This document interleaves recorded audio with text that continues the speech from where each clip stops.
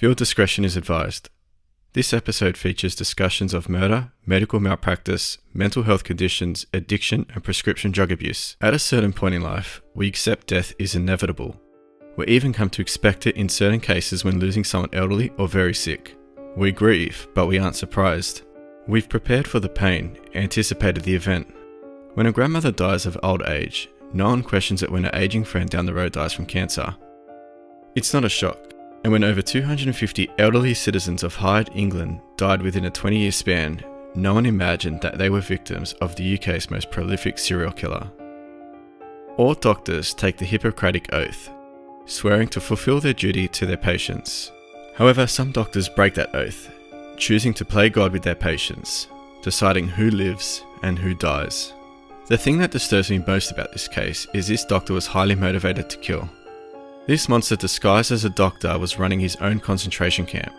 However, instead of suffocating his victims with toxic gas, he was administering deadly doses of pain-killing medication. His victims, elderly patients with chronic illnesses. I have often disagreed with the notion that people are born as monsters. I rationalize this opinion through consideration that evil is manifested from traumatic experiences or the reenactment of antisocial behavior encountered during an individual's developmental years. As such, one of the most disturbing aspects of the life of this doctor is his entirely ordinary background, especially his seemingly untroubled childhood. The subject of evil for this story is Harold Frederick Shipman, one of the most prolific serial killers in modern history. He was a general practitioner in the town of Hyde in Greater Manchester. On 31st of January 2000, Shipman was found guilty of the murder of 15 patients under his care. However, it is estimated that Shipman may have killed 250 people, the youngest victim at 4 years old earning him the nickname Dr. Death.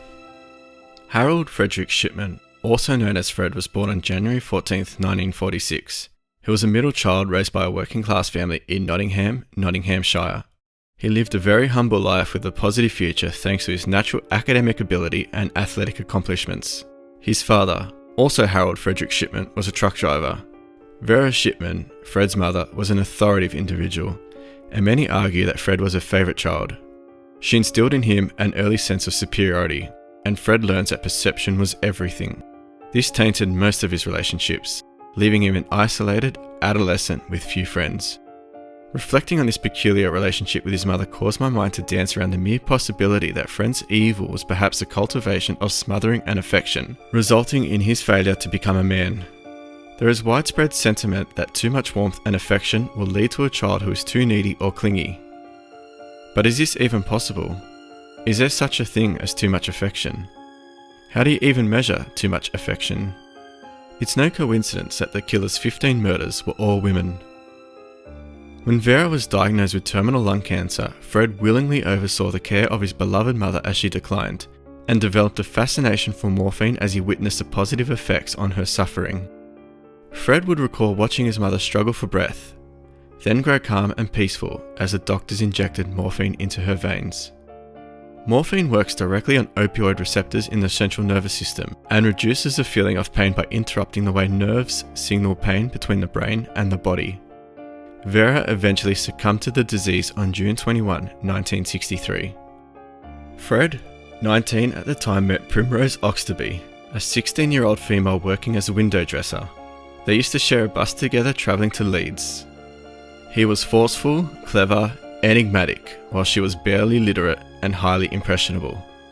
It was a whirlwind romance, and the pair ended up getting married when Primrose was 17 and 5 months pregnant with their first child, something her parents could never forgive her for. They eventually raised 4 children. I want to shine the light on Primrose. As I was studying this case, I learnt just how impressionable she really was. Primrose was seen handing out chocolates at her husband's trial for multiple murder, baffling relatives of her husband's victims. She used to queue for food with them during breaks in a trial and tried to make small talk. We can start to acknowledge that Fred is narcissistic, perhaps originating from a relationship with his mother. Primrose was devoted, submissive, and dedicated to the success of her aspiring doctor husband as he progressed in his medical career. She even conceived before they were married, and as we discussed earlier, something she went ahead with knowing the implications it would have with her and her parents. This personality was a perfect complement for Fred. Fred's election to go to medical school was a direct consequence of his mother's death. This traumatic incident may have shaped Fred's life. After she was diagnosed with cancer, Fred became her caretaker. He carefully observed as doctors gave her painkillers and other treatments to ease her symptoms and pain. She died in 1963, when Shipman was only 17 years old. The memories of her treatment evidently stuck with Fred throughout his later life. Although where Fred's mother found relief from morphine and other painkillers, Fred's victims found the end of their lives.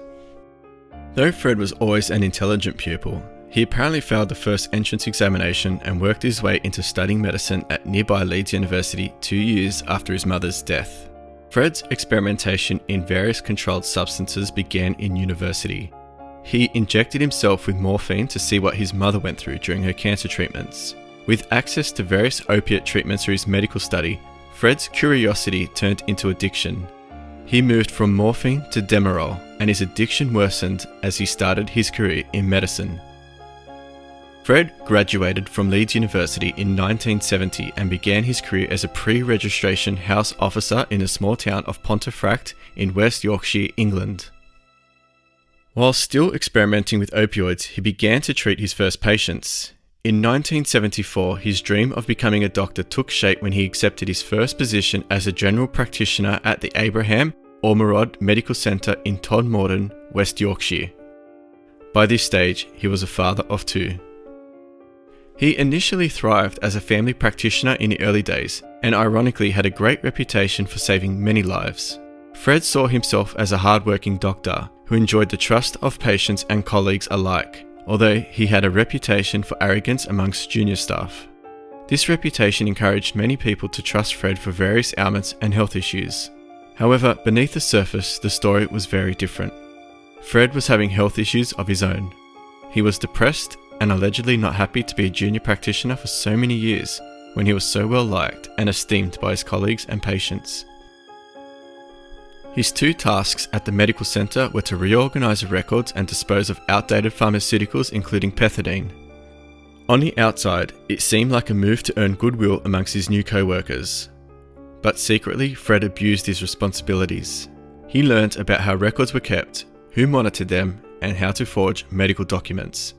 And once he confirmed no one was keeping tabs on the trash, he stopped disposing of the pethidine legally. Instead, he injected the drug into his own body. His addiction to the painkiller pethidine started to spiral, and he was forging large amounts of the drug, ensuring there were always leftovers to be disposed of. He was essentially stealing drugs from his patients and getting away with it. A normal dose of pethidine to relieve pain is 100 milligrams, and for someone with no tolerance, a lethal dose is around 500 milligrams. In 1975, Fred was using 600 to 700 milligrams of pethidine a day. His patients and colleagues were clueless. He was extremely thorough. He put all the prescriptions he used in his patients' names, and some patients didn't know they had an open pethidine prescription. Fred would pick up the medicine on a patient's behalf and never tell them about it, but his secret didn't last forever. In June 1975, a pharmaceutical company noted the absurd amount of pethidine they were supplying Abraham Ormerod Medical Centre and contacted the UK's federal law enforcement. The investigation led to Fred, and in July, officers interviewed him about his prescription practices. All signs pointed to pharmaceutical abuse. It should have been a quick arrest. However, law enforcement couldn't verify if the amount of pethidine supplied stacked up to the amount actually used by Fred's patients. Fred hadn't kept a record of it, and because it was his job to organise the practice records, no one had noticed. As I said, Fred always covered his bases, and then covered them again. When law enforcement pressed him, Fred claimed he wasn't aware he was legally required to keep those specific records with no recourse. They let Fred off with a warning. After that, Fred stopped keeping records of his pethidine prescriptions. Fred started experiencing blackouts and seizures and was growing increasingly unhinged. He'd suddenly convulse and lose consciousness at home, in the car, and even at the medical practice in front of patients. In August 1975, Fred was diagnosed with idiopathic epilepsy. Eventually, he was forced to stop driving.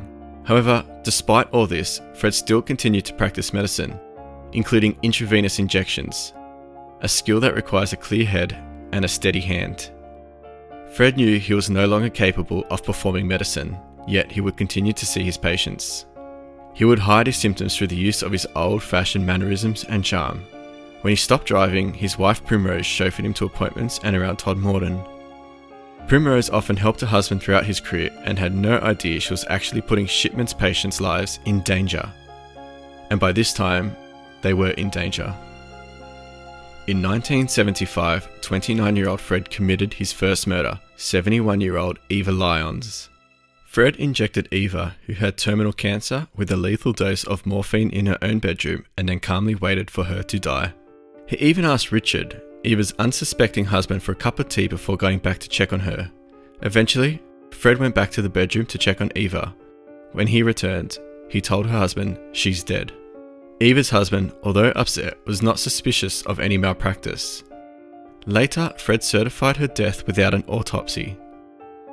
Everyone believed it was natural, caused by her struggle with cancer, not medication. Fred was growing increasingly paranoid, and at the end of September 1975, Fred's colleagues at Todmorden confronted him. They had reason to believe he was guilty of theft, forgery, and drug abuse. Fred admitted it. Fred was forced to resign and check into rehab. Then the authorities were alerted. Law enforcement sent officers Keating and McIntosh to interrogate Shipman at the rehab hospital. At first, Shipman declined to speak with them, but he soon changed tack and began confessing. He spoke about how he acquired pethidine, how he forged prescriptions, falsified records, and abused the drug. There was only one detail they doubted, Fred said. He began abusing pethidine in 1974, but Detective McIntosh noted all his veins had collapsed. Something I would have expected to see of an addict of at least 5 years standing, making me suspect that his habit was longer than he admitted. Even if he may have been lying about when he started using pethidine, Fred disclosed enough crimes in enough detail that authorities believed they had the full story. They didn't press him further. He was charged with 82 criminal counts solely around unlawful drug possession and prescription forgery. He pled guilty to 8 and was fined a sum worth around $7,000. Today, the convictions were sent to Britain's General Medical Centre, which had the power to begin proceedings to revoke Shipman's licence if they found him incompetent. But they too were foiled by Fred's careful cover-ups. Even though he confessed to possession and forgery, those crimes were considered lower level. There was no evidence his patients had suffered due to Fred's drug abuse. Furthermore, Fred seemed to have made a full recovery after 3 months in rehab and vowed to never abuse drugs again, perfectly playing the role of an upstanding citizen who'd made a mistake. So the General Medical Council gave him the benefit of the doubt. By May 1976, Shipman's case was fully closed. He was cleared to resume medical practice. Given this fresh start, he'd learned one important lesson. He would no longer abuse drugs on himself. He'd abuse them on other people, and much like opioids, overdosing patients proved all too habit-forming for Fred. Fred left his first job with 1 confirmed murder and a series of suspicious deaths in his wake. But he was a medical con artist, a master of deceit. He passed his first murder as a natural death. In October 1977, Fred secured a job as a general practitioner at Donnybrook Medical Centre in Hyde, a village just southeast of Manchester, England. Oddly enough, Fred was open with his new colleagues about his troubled past. Just as he was with the police, he used a partial admission of the truth to gain his new colleagues' trust. For the next year, he played it safe, creating a fresh facade. Fred charmed his new patients, joined the PTA, and ran a rugby club. He bought a nice suburban house for his family, which now included Primrose and 4 children. Dr. Shipman was an upstanding citizen. Before long, his new patients were raving that he was the best doctor in Hyde, and he clearly agreed. Fred was confident and proud of his work. The sole remaining consequence of his crime in Todmorden was that Fred was not legally allowed to carry controlled substances. This was intended to ensure he didn't abuse any more opioids. The ruling was never going to keep Fred from encountering controlled substances. He continued to treat elderly and terminally ill patients, administering them with painkillers as any doctor would. In the Shipman Inquiry, Dame Janet Smith proposed that Shipman was able to steal opioids left behind by his terminally ill patients after their deaths through 1977 and 1978. He could have easily stockpiled morphine, diamorphine, pethidine, and chlorpromazine. He certainly had the knowledge and experience to do so, and he had a plan to use the drugs. After 10 months of starting work at Donnybrooks, Fred overdosed another patient. his second confirmed murder. On August 7th, 1978, 54-year-old Irene Chapman paid her mother Sarah Marsland a visit. Sarah was a widow and lived alone, so Irene was shocked to find a man leaning over her 86-year-old mother's bed. Her shock turned to agony as she realised her mother was dead. Then it turned to confusion as she processed that the man was a family doctor, Fred Shipman. Fred had a story.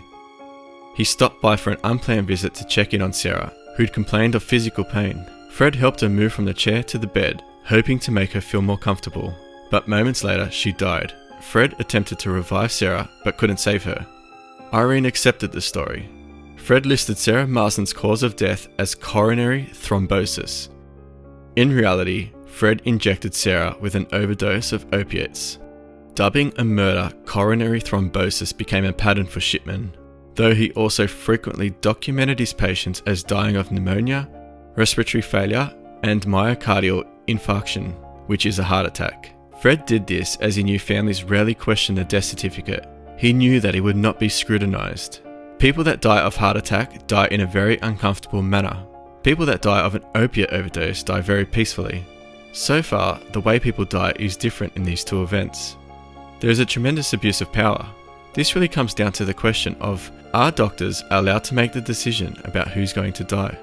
And just like that, with some forgery, Fred weaseled his way out of his second murder. But that wouldn't be the last time Fred would see Sarah's daughter, Irene Chapman. Irene remained his patient for the next 20 years. In that time, her daughter-in-law, Harold Shipman, was even hired as Fred's receptionist. Irene never suspected that her doctor may have killed her mother. She continued to see Fred for routine care until 1998. That year, Dr. Shipman killed her too. A distinct pattern was forming. Visit a patient at home, inject them with narcotics to stop the pain and suffering, stay a few minutes as they die, ensure the death looks natural and peaceful. Each murder brought him back to his last days with his mother, watching the morphine wipe the pain away after he killed them. Fred truly was meticulous. He would turn on the fireplace, increasing the temperature in the room and speeding up the body's decomposition. This complicated establishing the time of death. Increased heat also expedited the onset of rigor mortis, a biochemical change that caused stiffening of the skeletal muscles and usually happens a few hours after we die. Rigor mortis changes the composition of the tissue, making them more difficult to examine in an autopsy. This degraded tissue would make identifying the morphine levels in a corpse all the more difficult. These combined effects made it even harder to connect Fred to the crimes. Even decades later, the British government was only able to tie Fred to 4 murders in 1978. Just 3 weeks after killing Sarah Marsland, Fred murdered Mary Ellen Jordan the same way before Christmas. He'd killed Harold, Bramwell and Annie Campbell. No one suspected a thing. He was unstoppable. He continued overdosing patients through 1979 with 2 confirmed murders toward the end of the year. Still, he was careful there were no confirmed killings in 1980 and only 2 in 1981. And he apparently cooled off in 1982 before killing twice more in 1983. But it's extremely likely Shipman killed more during this era because we know he took 9 victims in 1984. And from 1985 to 1991, Fred Shipman killed a confirmed 52 people. Psychologists consulted during Fred Shipman's inquiry observed the doctor as obsessive with a need for control, clearly evidenced in the way he covered up his crimes. First, he was careful about his selection. Most victims were terminally ill and patients he treated for some time. He'd built up trust as a family doctor and he built up medical records for their illnesses. Their life expectancy wasn't guaranteed. It was whatever their doctor estimated. For Dr. Shipman's patients, their life expectancy was only as long as he waited to kill them. Some victims weren't even ill. Take Moira Fox. She was 77 and in generally good health. On June 27, 1983, Fred wrote in an appointment book that she was getting blood drawn. The next day, he administered a fatal dose of morphine. Dame Janet Smith suggested a blood sample was a very clever ploy for the doctor to access veins while the victim wasn't looking. And that's likely what he did to Moira Fox. He asked her to lay in bed while he drew a blood sample. Minutes later, she was dead. Fred told Mr. Ounsworth, Moira's retirement caretaker, a very different tale. Fred claimed Moira called him on the 20th, complaining that she didn't feel well. This came as no shock to Ounsworth. Moira often complained about her aches and pains, though he believed she was more of a hypochondriac. Fred continued his story. He'd arrived to find Moira dead on the floor. He moved her to the bed, but he didn't just inform the caretaker. Fred insisted. "Mr. Ounsworth, come look at Moira." Ounsworth wasn't sure why Fred required this, but he was a doctor and must have had some medical reason. Fred had several patients in the retirement community, and Ounsworth hadn't heard a bad word about him, so he examined Moira and confirmed she was dead. He noted that she looked peaceful, as if she'd had a painless death. With this charade, Fred was essentially creating a second witness, solidifying his cover-up. That cover-up continued when Fred documented Moira's death as coronary thrombosis. When he killed a healthy patient like this, Fred often backdated his records, falsifying evidence of a lingering disease, often months of heart problems. He also invented tales like the one he told his caretaker where a patient complained of an ailment they never had. Fred relied on the fact that almost all of his victims were over 60 and most of them were over 80. A peaceful death at home wasn't shocking. Like Moira Fox, most of Fred's victims were found in the same tranquil state, sitting in an armchair or lying in bed. They were always fully dressed as if they were taking a nice midday nap for a single death.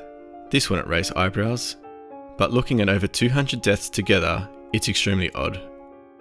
Because they were overdosed with painkillers, Fred's victims were never found struggling to reach the phone, collapsed in the kitchen, or groaning on the toilet. They will never part way through tying their shoes or in the midst of cooking dinner.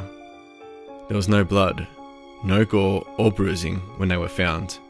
Fred's patients never looked like murder victims. Most causes of death are not peaceful because what's happening inside the body is that some part of the body is shutting down, starving the brain and the lungs and the heart from their oxygen, and the body reacts in a very uncomfortable way. When somebody dies, they exhibit a very unusual breathing pattern. It's called chains strokes breathing. If somebody observes their loved one going through a chain stroke breathing pattern, it's very uncomfortable and it appears that that person is struggling. If somebody sees somebody that acutely dies of an overdose of morphine, they go very peacefully. They don't have that same reflex. When somebody dies of a sudden death, they are usually found in an awkward, compromising position. You can find someone that has died on a treadmill. You can find someone that has died on a toilet seat. These are people that when they die, suddenly they fall. They land on the ground and they don't look like they're in a peaceful place to actually post these patients. If someone gets a rapid injection of morphine, they can die within a minute. It's very sudden. So his victims, who were already in a peaceful place, they were already in a peaceful position, lying down. And so, when they were found dead, they looked very much like they had died in their sleep. Fred's victims' families saw what they wanted to see. Their parents and their grandparents were calm in their final moments. Their death wasn't painful or drawn out. It's what we all wish for our loved ones, an end to their suffering. But even that cover-up wasn't enough for Dr. Shipman. He remained critical in erasing evidence. The final key to his years of undetected murder was hidden in plain sight: cremation. He recommended all of his patients be cremated, and many of them were. When the bodies burnt, so did all of the evidence of an overdose. Unlike many serial killers, there was no need for Shipman to dispose of his victims' bodies. Their families did it for him. Shipman himself is reported to have said, "You can't exhume ashes." Dr. Fred Shipman's actions paint the picture of a man obsessive and paranoid, a killer who more than anything feared being caught. He maintains a charming, trusted face with his colleagues, his patients, and the people of Hyde. Anyone who saw the true Fred only glimpsed him in their final moments. Dr. Shipman made every effort to ensure his victims never saw justice, and for years it worked. But by May 1992, his tolerance for murder had risen. He'd taken on more and more patients, serving much of the town of Hyde. He gave them his version of care. But his fear of being caught wore on him. He couldn't escape his paranoia as long as he worked at Donnybrook Medical Center. Shipman needed more secrecy and more power. He needed to escape the surveillance of his colleagues. He needed a one-man practice. On 1993, Dr. Fred Shipman launches his own practice at 21 Market Street, Hyde. Renata Overton, 47, suffered from epilepsy and asthma. Her daughter Sharon called Fred one evening when she was struggling to breathe. Fred arrived within 30 minutes with a nebulizer in hand. He was always available for his patients. That's why they loved him. February 18th, 1994 was no exception. Sharon retreated upstairs, leaving her suffering mother in the doctor's caring hands. Once he was alone with Renata, Dr. Shipman lightly poked a needle into her veins. She collapsed, struggling even harder to breathe. Shipman waited a moment to ensure the dose of diamorphine had taken full effect, then banged on the house handrail. He shouted for Sharon. Her mother was having a heart attack. Sharon rushed downstairs to find her mother, gasping on the living room floor. Dr. Shipman instructed Sharon to perform CPR while he administered a cardiac massage. After a few moments, Renata seemed to be recovering. Shipman injected her again with the drug he promised would ease her breathing as he instructed Sharon to call an ambulance. Renata's heart stopped when the ambulance arrived. Several minutes later, Renata Overton appeared to be dead, but the paramedics had one last attempt. They produced a defibrillator, attempting to shock Renata's heart back into rhythm. After the intravenous administration of adrenaline, they succeeded. Her heart restarted. However, she was still struggling to breathe. Dr. Shipman said Renata was likely brain dead. They couldn't save her. But the determined paramedics ignored this, rushing Renata to the hospital. When asked how he treated Renata so far, Shipman recalled the nebulizer. Then he said he'd injected 10 milligrams of diamorphine after she had collapsed, complaining of chest pain. He knew he could have given her less, but he claims that that was the only dosage he had in his bag. After all, Renata didn't have a prescription for diamorphine. Diamorphine is a strong opiate, which normally is given for post-surgery pain and to manage pain in cancer patients. Doctors try to avoid giving opiates to asthmatics because these drugs are respiratory depressants.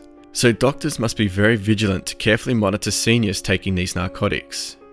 Shipman was probably surprised that she clung to life. This is because an injection of this medicine delivers an intense and faster acting effect of a drug than can stop someone's breathing. If Dr. Shipman were actually treating her asthma, he would have given her medicines that actually opened up her airways, not closed them like morphine. I think that Renata survived this injection because simply the dose wasn't high enough to shut down her respiratory center. It seems odd that Shipman would even admit doing this. This information, even though it reeks of malpractice, was helpful to the hospital. With Narcan, a drug given for overdoses since 1971, it works by displacing the opiates from their receptors and immediately reverses respiratory failure, which is exactly what kills people during an overdose. The hospital was able to save Renata, but she remains comatose. Everyone believed Dr. Shipman's tale that the heart attack was random. It was extremely lucky he happened to be at home to save her, and he'd done everything in his power to help. The only person who knew differently was in a coma. When Renata Overton died 14 months later, she became Shipman's 93rd victim, and just like that, the previous 92 times he'd gotten away with murder, no one could catch Dr. Death. Ever since he'd opened his solo practice on Hyde's Market Street in May 1992, everything had gone precisely to plan. When Fred set up shop, around 2,000 patients followed him from his previous Stony Brook practice. Before long, he added another 1,000 to the roster. Shipman's patients said they won the lottery getting care from the best doctor in Hyde because he always had time for visits. Shipman was very popular and soon had a waiting list for new patients. In the Shipman Inquiry, the official investigation into Shipman's crimes, Dame Janet Smith wrote, "He would make much of them and sometimes tease them gently. They liked it. He made them feel that he was a real friend as well as a doctor." The scale and manner of his business impressed the people of Hyde, but the medical community may have had a different perspective. One issue with having a very large practice is losing focus on the patients that you have. If, for instance, a doctor that has a large practice encounters a period where people are getting sick at the same time, it's going to be impossible for that doctor to provide the best care. I want to take a moment and reflect on what is happening. People subconsciously assume that doctors are always up to date, competent, and truly care about them. We don't want to consider the alternatives. Trusting your doctor is ingrained in society, and every time we're treated or cured, that belief is reinforced. This is what made Fred Shipman so dangerous. His image was reinforced with every ecstatic patient, luring more unwitting elderly people into his trap. By the end of 1994, after 2 years in private practice, he'd kill over 100 patients with each murder. With each murder, Shipman grew more cavalier. After examining one patient, he told the man's son, "I wouldn't buy him any Easter eggs." That patient had cancer. So Fred's insincere remarks came across as dark humour, until Fred killed him the next week. As time went on, it seems Fred's urge to kill overtook his carefulness and paranoia. He grew reckless, each unsigned murder further fueling his ego and pushing him to take bigger, bolder risks. On March 6, 1995, Dr. Shipman stopped by 81-year-old Maria Westhouse for a scheduled visit.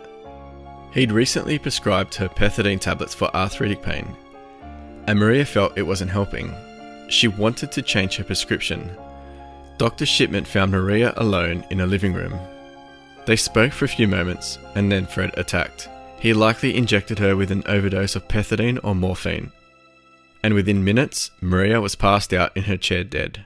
She looks tranquil, her arthritis pain gone for good. Fred decided to call Maria's son and inform him personally. He went to the phone and he bumped into Maria's friend, Mary Ann Hatfield. Miss Hatfield had been visiting and was in the bathroom when Dr. Shipman arrived.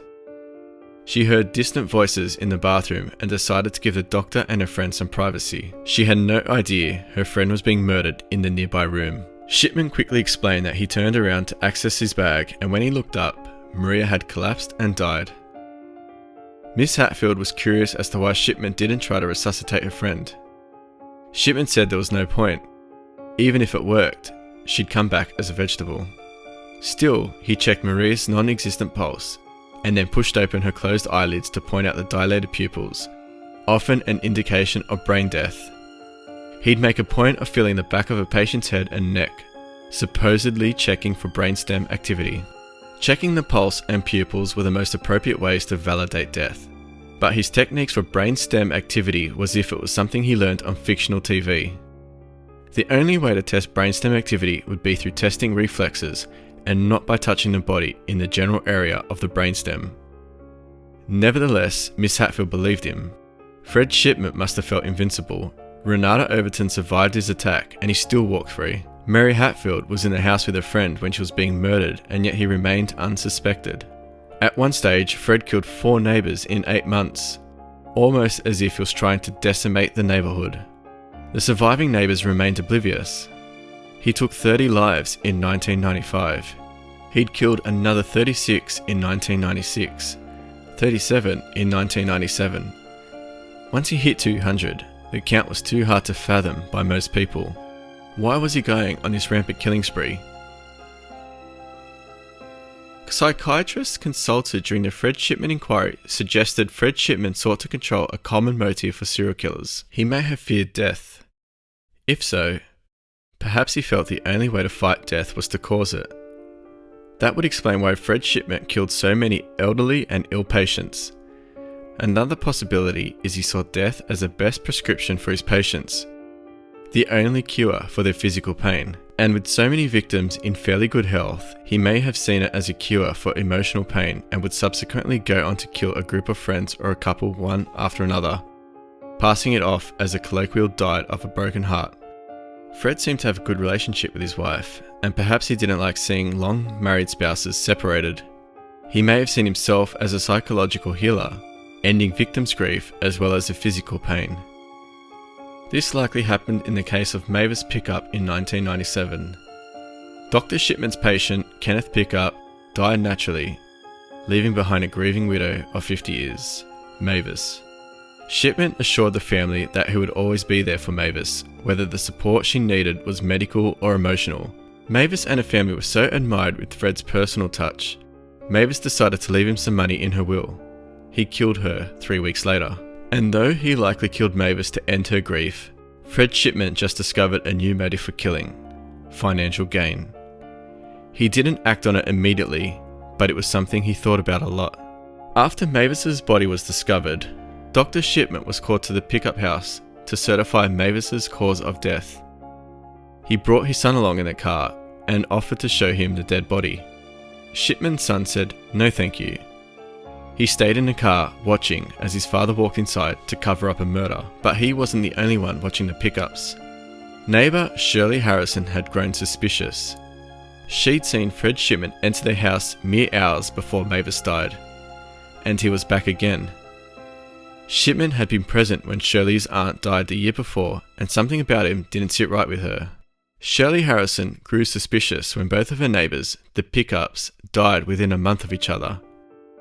It had been less than 2 years since her aunt died, and all three of them were Shipman's patients. But when Shirley thought about how to bring her concerns to light, she realised it might be more difficult than she'd anticipated. Fred Shipman was extremely well liked, and any false accusations would make her an outcast in a small town. She convinced herself that she was overthinking it and kept quiet. However, she wasn't the only one with doubts. Frank Massey and Son Funeral Home had served Hyde for nearly a century, when Deborah Massey Bamber and her husband took over as funeral directors in 1996. It wasn't long before Deborah noticed a high number of elderly women who had died of apparent peaceful heart attacks while home alone. Deborah wasn't sure what was going on, but she knew it was not right. However, Deborah's father, Alan Massey, the former funeral director, trusted Dr. Shipman and brushed off Deborah's concern. They'd known Fred Shipman for years and liked him. He was even Deborah's personal doctor. So Deborah kept quiet until February 1998, when her suspicions were shared with Dr. Susan Booth. Dr. Booth worked at Brook Medical Practice across the street from Shipman's office. She began keeping track of the cremation forms that practice verified for Fred Shipman between January and March of 1998. The Brook practice, which counted more than 9,000 patients between all of its doctors, had just 14 deaths. Shipman, a sole practitioner, certified 16 cremations.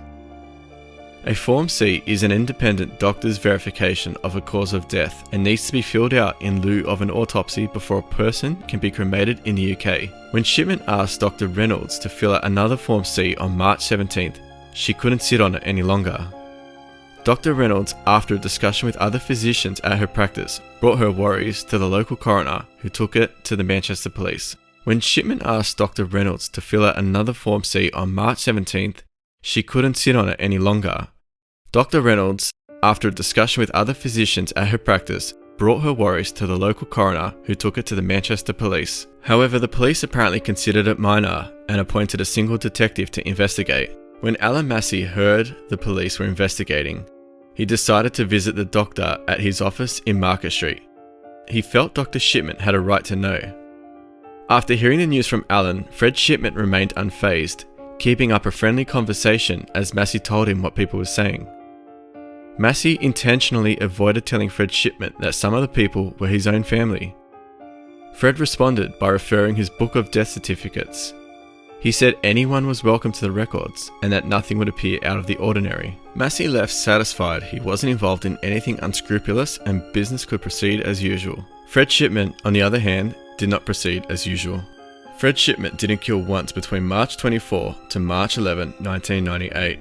He was prioritizing self-preservation over his addiction. It seemed to have worked, and the police investigation was closed on April 17th due to lack of evidence.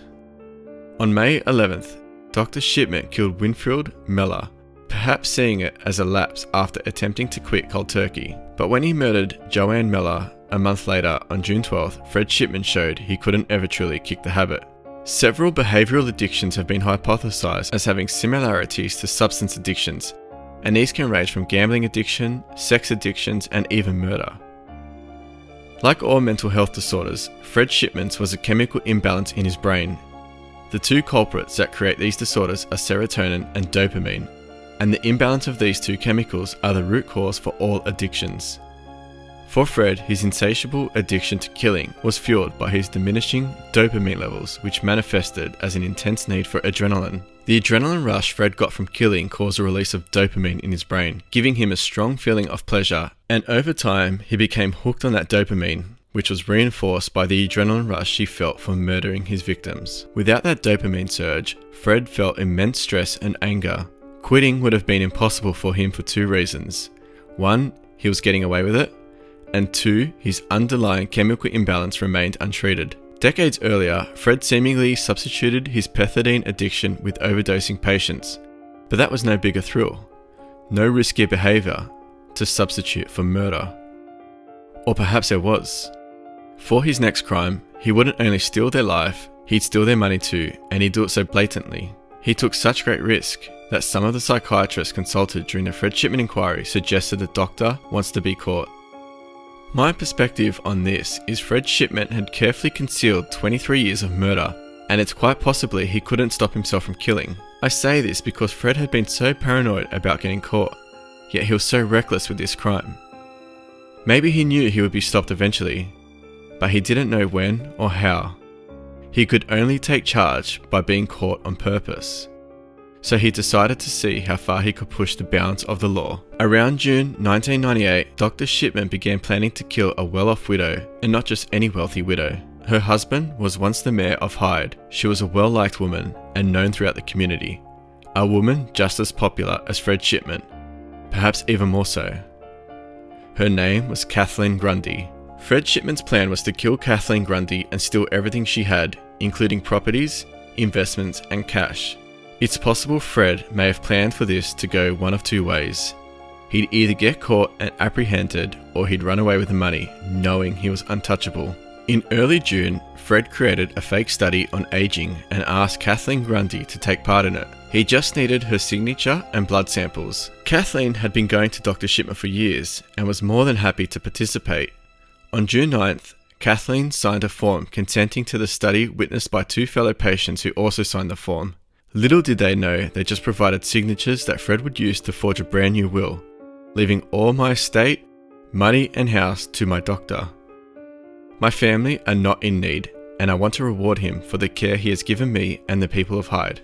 Fred Shipman sent a copy of the will and accompanying cover letter to the Hamilton Ward law firm on June 22nd. It was addressed to no one in particular. No one at Hamilton Ward had ever worked with Kathleen Grundy. It was typed out on Shipman's personal typewriter and full of errors. Even more glaring, Fred knew Kathleen's daughter Angela was a lawyer who would certainly question it. Still, he killed Kathleen Grundy the morning of June 24th, 1998. At 4 p.m, he logged into his computer system and backdated false records. This way, even if a toxicology report came back positive, Fred could point to symptoms of an opioid addiction in Kathleen's medical history. As usual, like his other victims over the 20+ years, Kathleen had a heart attack and wrote on a death certificate that she died of old age. 4 days later, he sent a letter to Hamilton Ward claiming to be John Smith, informing them of Kathleen's passing. It was time to execute the forged will. This alerted Angela's suspicion. She contacted the Greater Manchester Police and a second investigation was launched. Meanwhile, Fred kept working, even obtaining more diamorphine. News of the investigation spread. No one in Hyde wanted to believe it. Most of Fred Shipman's patients kept seeing him, and he operated his business for over a month. Kathleen's body was finally exhumed on August 1st, 1998, and a post-mortem revealed that she had died of a morphine overdose, administered within 3 hours of her death, precisely within the time frame of Dr. Shipman's visit to her. Fred's home was raided, yielding medical records, an odd collection of jewelry, and an old typewriter, which proved to be the instrument upon which Grundy's forged will had been produced. Horrifically, it was immediately apparent to the police from the medical records seized that the case would extend much further than the single death in question, and priority was given to those deaths that would be most productive to investigate, namely victims who had been cremated, and who had died following a home visit by Shipman, which were given priority. Fred Shipman had urged families to cremate their relatives in a large number of cases, stressing that no further investigation of their deaths was necessary, even in instances where these relatives had died of causes previously unknown to the families. In situations where they did not raise questions, Fred would provide computerized medical notes that corroborated his cause of death pronouncements. Fred Shipman was arrested in 1998, but it wasn't because he'd killed hundreds of people, it was partly because of the will he forged. There was virtually no way for victims' families to catch him or stop him from killing again. So the ensuing investigation into Kathleen Grundy's death pulled the first threads in unravelling a string of murders. Within a month, the Greater Manchester Police were investigating 28 suspicious deaths. The trouble was, in most cases, there weren't any bodies to exhume. They'd been cremated and Fred Shipman wasn't talking. Even when he was arrested in September 1998, Fred Shipman held onto his cover.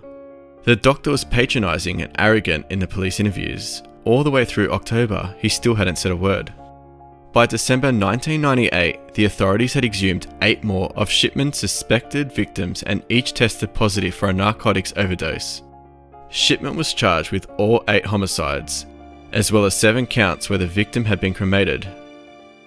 In response, he shook his head, sobbing, and gave no comment. On October 5, 1999, Fred Shipman stood trial for 15 counts of murder and 1 count of forgery. Despite his not guilty plea, Shipman was convicted on all counts and sentenced to life in prison. In his sentence, Justin Forbes said, "None of your victims realized that yours was not a healing touch. None of your victims realized that you brought her death. Death which was disguised as the caring attention of a good doctor. The realization of the monster Fred Shipman was a long time coming, but when it arrived, it was a tsunami." While he was on trial for the initial 15 cases, the police were already examining 23 more possible murders. Unlike many criminal cases, Shipman was apprehended and imprisoned fairly on in the investigation. The evidence for the 15 murders led to a quick conviction, but the revelations of his crimes were only beginning when Shipman was locked away in Franklin Jail. Many who had kept their suspicions quiet came forward all over Hyde. Had Shipman killed their mother too? How about Grandma? While most suspected 1 or 2 deaths, local cabbie John Shaw had a documented 21. Shaw largely made his living chauffeuring the elderly around Hyde. In the mid-90s, an increasing number of Shaw's customers died unexpectedly. Shaw began recording the details of their deaths in the customer tracking system. The rising number was so unnerving, Shaw worried he was the real problem. He said, "I couldn't believe what my suspicions were. My suspicions were so fantastic that I couldn't grasp what was going on. In my own mind, it was unthinkable." But 19 of Shaw's 21 customers were confirmed to be Shipman's victims. A year after Shipman's conviction, the count of confirmed murders had risen to 192. The press dubbed Shipman Dr. Death. He was already behind bars for life, but with each new revelation, his once stellar reputation plummeted further. Still, Dr. Death refused to confess, but his silence didn't stall the investigation. The police started investigating Todd Morton, where Shipman spent the first few years of his career. They quickly turned up another 20 odd suspicious deaths, with hundreds of cases coming out of the woodwork. Shipman's case grew too large for the Greater Manchester Police to handle. It was a case for the Crown. In January 2001, Parliament passed a resolution for a public inquiry into Shipman's career and crimes. Typically, public inquiries are used to investigate mass deaths and determine how to prevent them in future. They review events like plane crashes, natural disasters, or acts of terrorism. And though they're funded by taxpayers, they operate independently of the government. This speaks to the scope of the pain Shipman caused. His crime stretched beyond the police or medical boards straight to the top of the British government. It was a medical investigation on a massive scale in the UK. Almost all cases of investigations for medical malpractice are done through the state medical boards. It was very unusual, as in Shipman's case, to have these investigations reach the federal level. Medical investigations are set into motion when someone reports a doctor's misconduct to the state medical board. If the complaint gets approved, the board will assign an investigator to the case. After this, medical records may be collected, experts and witnesses can be interviewed, and even search warrants might be conducted depending on the allegations. There have also been cases that required investigators to go undercover when the investigation is finished. The case is reviewed by the supervising investigator, who then recommends a course of action to the board. If homicide is suspected, the case is considered high priority and gets turned over to the police.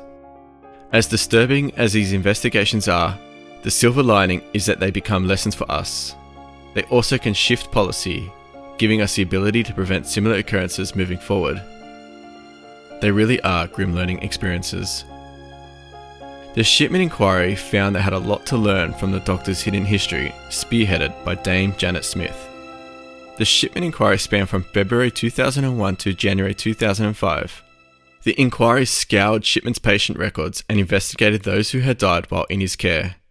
All in all, the inquiry considered 888 deaths and gave decisions in 494 of those cases. By the end, they were positive Shipman was guilty of 218.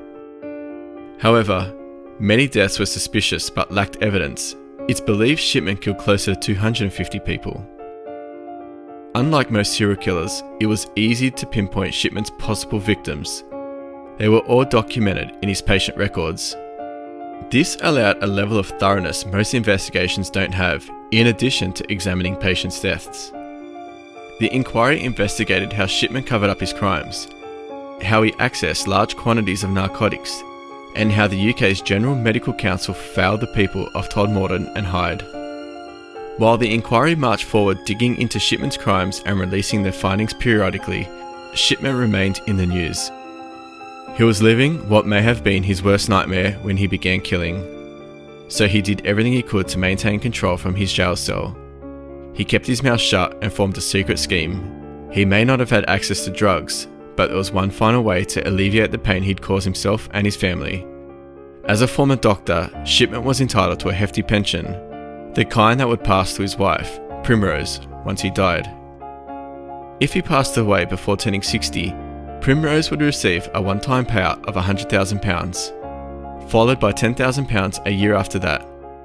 On January 13, 2004, the morning before his 50th birthday, Fred Shipman was found hanging in his cell. It's actually not uncommon to see suicides and suicide attempts in prisons for obvious reasons. It's also not uncommon to see doctors take their own lives. A 2013 study found that 300 to 400 doctors in the United States kill themselves each year. This alarming suicide rate is more than 2 times the rate of the general population. This is likely due to many reasons, including the stress that comes with being a doctor and the costs of dealing with death. If you or someone you know is struggling with thoughts of suicide, know that there's always help available. So if you suspect a friend or family member is considering suicide, please reach out as quickly as possible to either a healthcare profession or to that person directly, so they may get the help in time to save their life. When news spread that Dr. Death had died, many victims were outraged.